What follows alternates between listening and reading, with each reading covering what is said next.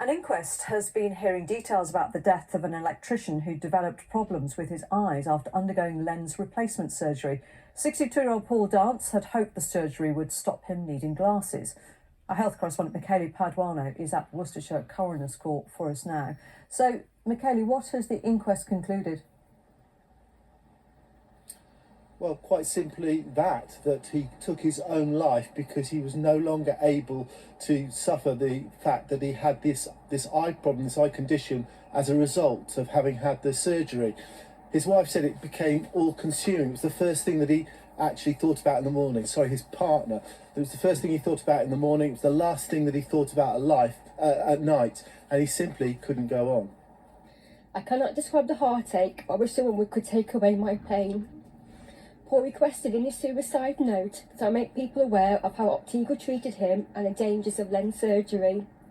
I will ensure that Paul's death will never, ever be in vain, and I will be his voice to highlight the serious risks of this unregulated industry. And Michele, just remind us of the circumstances of this case.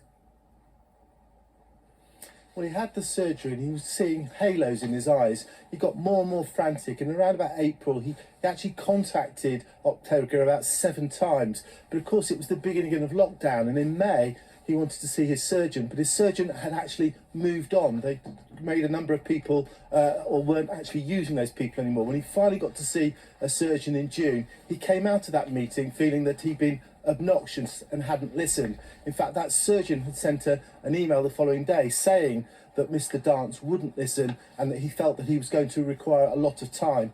He asked the family if they would forgive him for what he said, and the family said, "No, we will never forgive you."